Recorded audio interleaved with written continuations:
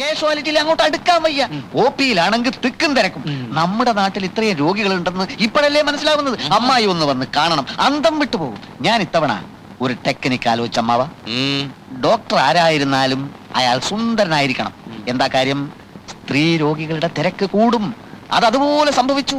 99% രോഗികളും സ്ത്രീകളാണ്. എങ്ങനെയുണ്ട് എന്റെ ടെക്നിക്ക്? നിന്റെ ആ ടെക്നിക്ക് നന്നായിട്ടുണ്ട്. ആ ഊമക്കത്തുകാരൻ ഇതൊക്കെ നന്ദിനെ എഴുതി അറിയിച്ചിരുന്നെങ്കിൽ. ഓ, അതൊന്നും സാരമില്ല മഹാദേവ. ഞാൻ പറഞ്ഞ മറ്റേ ടെക്നിക്ക് ഉണ്ട്. അതേത് ടെക്നിക്ക്? പ്രമാണത്തിൽ ഒപ്പിട്ട എന്റെ ഫോട്ടോസ്റ്റാറ്റ് കോപ്പി ലണ്ടനിലേക്ക് അയക്കുന്ന ടെക്നിക്ക്. ഓ, ആ ടെക്നിക്ക്. പ്രമാണം എടുക്കട്ടെ? എടുത്തോളൂ. അയ്യോ അമ്മാവ, തൊലച്ചു. സൂര്യൻ അസ്തമിച്ചു പോയില്ലേ? ഇനി ശുഭകാര്യങ്ങൾ ചെയ്യാൻ പാടില്ലല്ലോ. ഞാൻ പോയി വിളക്ക് എത്തിക്കട്ടെ. ഓ, എന്നാലും എന്റെ സൂര്യ.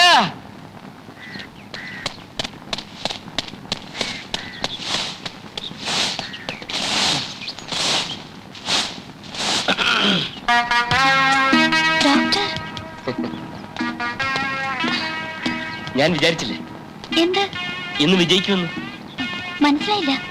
കാലത്തോടുന്നു എന്നുള്ള വ്യാജേനെ നിർമ്മലയുടെ വീടൊന്ന് കണ്ടുപിടിക്കാൻ വേണ്ടി 4-5 ദിവസമായിട്ട് ഈ ഏരിയ മുഴുവൻ ഞാൻ കവർ ചെയ്തോണ്ടിരിക്കുക. ഈ റോബർട്ട് ബ്രൂസിന്റെ കഥ കേട്ടിട്ടുണ്ട്. 7 തവണ തോറ്റിട്ടും പിന്മാറാതെ 8ാം തവണ യുദ്ധം ജയിച്ച രാജാവിന്റെ കഥ. ശ്രമിച്ചാൽ നേടാം. അതാണ് ആ കഥയുടെ ഗുണപാഠം. എന്തിനാ എന്റെ വീട് കണ്ടുപിടിക്കുന്നത്? കാണാൻ. യൂണിഫോമിലല്ലാത്ത നിർമ്മലയെ ഒന്ന് കാണാൻ. എന്നോട് മേൽവിലാസം ചോദിക്കാമായിരുന്നില്ലേ? അതിൽ ത്രില്ലില്ല. മാത്രവുമല്ല, ഞാൻ വരുന്ന കാര്യം മുൻകൂട്ടി അറിഞ്ഞാൽ നിർമ്മല മേക്കപ്പ് ഇടും, ആഭരണങ്ങൾ അണിയും. ഇതുപോലെ ഒറിജിനൽ നിർമ്മലയെ കാണാനൊക്കെയല്ല. ഞാനൊരു സാഹിത്യകാരനൊന്നുമല്ല, എങ്കിലും ഞാൻ സ്വല്പ സാഹിത്യം പറയാൻ പോവാ. ഈ പ്രഭാതത്തിലെ ചുവപ്പ് നിർമ്മലയുടെ കവിളിലെ ചുവപ്പുമായി മത്സരിച്ചു. ഓക്കെ? ജയിച്ചതോ നിർമ്മലയുടെ കവിള്. എങ്ങനെയുണ്ട്? എങ്ങനെയുണ്ട്? ഡോക്ടർ, ഞാനൊരു പാവമാണ്. ഞാനൊരു ദുഷ്ടനല്ല. ആണെന്ന് ഞാൻ പറഞ്ഞോ? അകത്ത് വന്ന ഡോക്ടർക്ക് കാണാം. ജന്മനാ തളർന്ന ശരീരവുമായി കിടക്കുന്ന എന്റെ അനുജൻ കുഞ്ഞുണ്ണി. അച്ഛൻ മരിച്ചതിന് ശേഷം ആത്മവിശ്വാസം നഷ്ടപ്പെട്ട അമ്മ. ഇതൊക്കെയാണ് എന്റെ സമ്പാദ്യം. ഡോക്ടർ വലിയ ആളാണ്. ഒരു ദുരന്തമെടുത്ത് തലേ. നാം തമ്മിൽ കണ്ടുമുട്ടുമ്പോൾ എനിക്ക് നിർമ്മലയെ മാത്രമേ അറിയാമായിരുന്നു. ഇനിയും അതറിഞ്ഞാൽ മതി. പിന്നെ നിർമ്മലയുടെ ദുരന്തങ്ങൾ പങ്കുവയ്ക്കുന്നതിൽ എനിക്ക് സന്തോഷമേ ഉള്ളൂ. എങ്കിലും ഇന്നും ആശുപത്രിയിൽ എത്താൻ ലേറ്റ് ആവുമോ? ഇല്ല, ഞാനിത് പുറപ്പെട്ടു കഴിഞ്ഞു. വേഗം വരണം. ഞാൻ കാത്തിരിക്കും.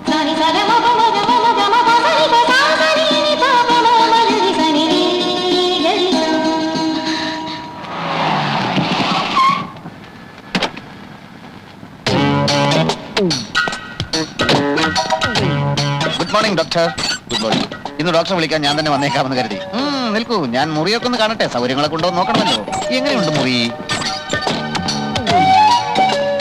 മുറിയൊക്കെ വളരെ ബോറാണ്. ഞാൻ വേറെ വീട് നോക്കാൻ പോകും. ആ അയ്മുട്ടി പറഞ്ഞ പൈസ എളുപ്പം കിട്ടിയിരുന്നെങ്കിൽ നല്ലൊരു വീടിന് അഡ്വാൻസ് കൊടുക്കായിരുന്നു. ഇവിടെ അങ്ങനെ കുഴപ്പമൊന്നും കാണുന്നില്ലല്ലോ ഡോക്ടർ. എങ്കിൽ നിങ്ങൾ ഇവിടെ ഒന്ന് താമസിച്ചോ, ഞാൻ നിങ്ങളുടെ വീട്ടിൽ പോയി താമസിക്കാം. ഡോക്ടർ ആളിത്തിരി ചൂടനാണല്ലേ? ഇത്തിരിയല്ലേ, നല്ല ചൂടൻ.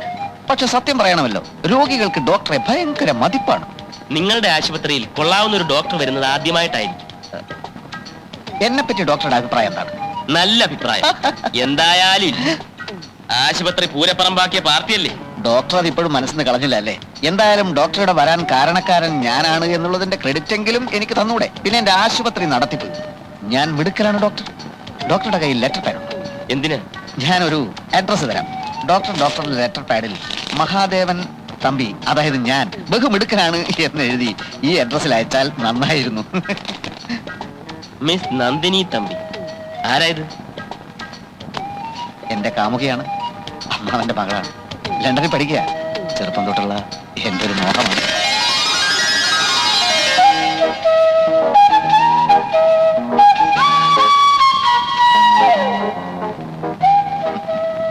നന്ദിനിയുടെ പല പോസിലുള്ള ഫോട്ടോസാണ്.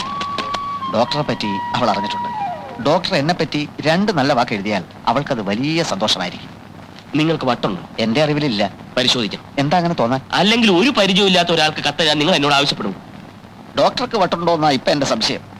ഗാന്ധിജി ശ്രീനാരായണ ഗുരുവിന് കത്തെഴുതുമ്പോൾ അവർ തമ്മിൽ പരിചയപ്പെട്ടിട്ടുണ്ടായിരുന്നില്ല. പരിചയമില്ലാത്തവർ തമ്മിൽ പരിചയപ്പെടാനുള്ള മാധ്യമമാണ് കത്ത്. നന്ദിനിക്ക് ഒന്ന് എഴുതിക്കൂടെ? നിങ്ങൾ വരുന്നുണ്ടോ? പൂട്ടല്ലേ?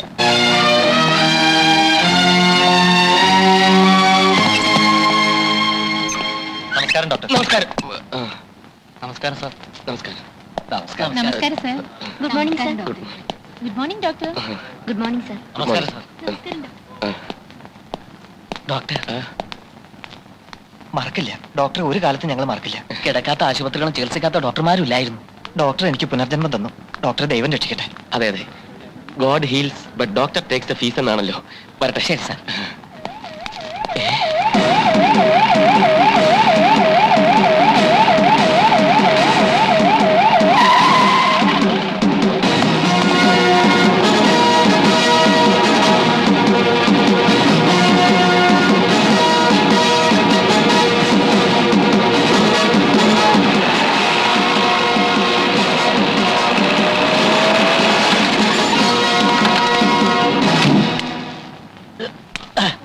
മന്ത്രി അദ്ദേഹം വന്നാട്ടെ വന്നാട്ടെ വന്നാട്ടെ. അയ്യോ ഇതെന്ത് പറ്റി? ഇതാ ഞങ്ങളുടെ doctor, doctor Rajagopal MBBS MD. Doctor എന്താ കൈ ഇങ്ങനെ? അത് ഈ ഫിസിയോതെറാപ്പിയുടെ റിസർച്ചിന് വേണ്ടി കൈ സൺറൈസിൽ കാണിച്ചുള്ള എക്സർസൈസ്. കണ്ടോ കണ്ടോ, മിടുക്കനാ മിടുമിടുക്കനാ. എപ്പോ നോക്കിയാലും റിസർച്ചാ. അറിയാമല്ലോ, പൊതുമരാമത്ത് മന്ത്രി. ഞങ്ങൾ സുഹൃത്തുക്കളാ. വീട്ടിൽ വന്നപ്പോ ഞാൻ ഇങ്ങോട്ട് കൂട്ടിക്കൊണ്ട് വന്നതാ. ഡോക്ടറെ ഞാൻ എവിടെയോ കണ്ടതുപോലെ തോന്നുന്നു. ഞാൻ കോന്നിയിലുണ്ടായിരുന്നു, ചുനക്കരയിലുണ്ടായിരുന്നു, പിന്നെ അഴിക്കോടുണ്ടായിരുന്നു. അതല്ല, വേറെ നല്ല പരിചയമുള്ളതുപോലെ. എങ്കിൽ അത് ഞാനായിരിക്കില്ല. നമുക്ക് ആശുപത്രിയൊക്കെ ചുറ്റിക്കറങ്ങി ഒന്ന് കാണാം. ഉം. ഇതൊക്കെ ഒന്ന് വലുതാക്കി എടുക്കണം. സഹായം വേണ്ടി വരും. ഉം. ഞങ്ങൾ റൂമിലേക്ക് വരാം. വന്നാട്ടെ വന്നാട്ടെ വന്നാട്ടെ.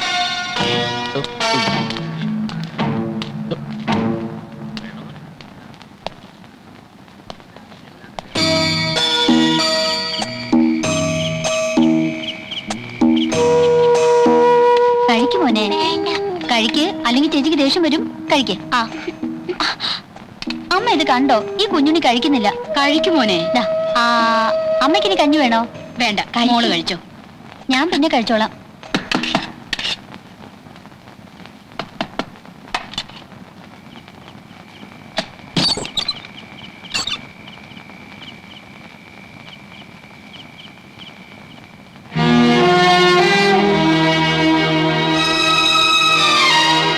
ആരാ മോളെ? അത് ആശുപത്രി അമ്മേ. എന്ത് വേണം? ഒന്നും വേണ്ടിയിട്ടല്ല. സിസ്റ്റർ പോകുന്നതിന് ശേഷം ഞാനും ഇറങ്ങി. എവിടേക്കാ പോകണ്ടെന്ന് അറിയില്ലല്ലോ. എല്ലാവരുടെയും മുമ്പിൽ വെച്ച് പോലീസ് കൊണ്ടുപോകുന്നത് താങ്ങാനാവില്ല. ഞാൻ ആശുപത്രിയുടെ വെളിയിൽ നിന്ന് നോക്കിയായിരുന്നു. ഇതുവരെ ആരും വന്നില്ല. അത്രയെങ്കിലും കരുണ കാട്ടിയല്ലോ, നന്ദി. ഇത് പറയാനാണോ ഇപ്പൊ ഇങ്ങോട്ട് വന്നത്? അല്ല, നിർമ്മല ചോദിച്ച ചോദ്യത്തിന് നിർമ്മല തന്നെ ഉത്തരം കണ്ടെത്തിയല്ലോ. പഠിച്ച കള്ളൻ, ബോൺ ക്രിമിനൽ. ശരിയാണ്, ഒക്കെ ശരിയാണ്. എങ്കിൽ പിന്നെ വേറെ എന്ത് കാര്യം പറയാനാണ് ഈ രാത്രി ഇവിടെ വന്ന് ശല്യം ചെയ്യുന്നത്? ജീവിക്കാൻ മറ്റു വഴിയില്ലാതായപ്പോ ഈ തട്ടിപ്പ് ചെയ്തു പോയതാണെന്ന് ന്യായീകരിക്കാൻ വന്നതാണോ? അവനെ കണ്ടോ? എന്റെ കൂടെ പറഞ്ഞതാ. 6 കൊല്ലമായി കിടക്കുന്ന കിടപ്പാണ്. ബോംബെയിൽ ഒരു ന്യൂറോ സർജനെ കാണിക്കാൻ വേണ്ടി പല ഡോക്ടർമാരും പറഞ്ഞു. സാധിച്ചില്ല, പണമില്ലാത്തതുകൊണ്ട്. പണം ഉണ്ടാക്കാൻ വേണ്ടി എനിക്കും വഴിവിട്ട് വല്ലതും ചെയ്യാമായിരുന്നു. എന്നിട്ടിതുപോലെ ന്യായീകരിച്ചാൽ മതിയല്ലോ. ഇല്ല, ഒന്നും ഞാൻ ന്യായീകരിക്കുന്നില്ല. ചിലപ്പോ ജന്മനാ തന്നെ എന്നിലൊരു കള്ളൻ ഒളിച്ചിരുന്നിട്ടുണ്ടാവണം. പക്ഷേ ഒന്ന് മനസ്സിലാക്കണം, എന്റെ വിജയം, എന്റെ നിലനിൽപ്പ്, അതിനുവേണ്ടി ഒന്നും ഞാൻ ഇതുവരെ ചെയ്തിട്ടില്ല. 4-5 മനുഷ്യാത്മാക്കളെ ഒരു കൂട്ട മരണത്തിൽ നിന്ന് രക്ഷിക്കാൻ മറ്റൊരു വഴിയും എന്റെ തലച്ചോറിൽ തോന്നിയില്ല. അതുകൊണ്ട് മാത്രം. കുറച്ച് പണം, അത് കിട്ടുന്നത് വരെ നിൽക്കാനായിരുന്നു ഉദ്ദേശം. ഇനി വേണ്ട. നിർമ്മല ആശുപത്രിയിൽ പോകണം. ഇനി എന്റെ ശല്യം ഉണ്ടാവില്ല. ചിലപ്പോ ഇനി ഒരിക്കലും നമ്മൾ തമ്മിൽ കാണില്ല.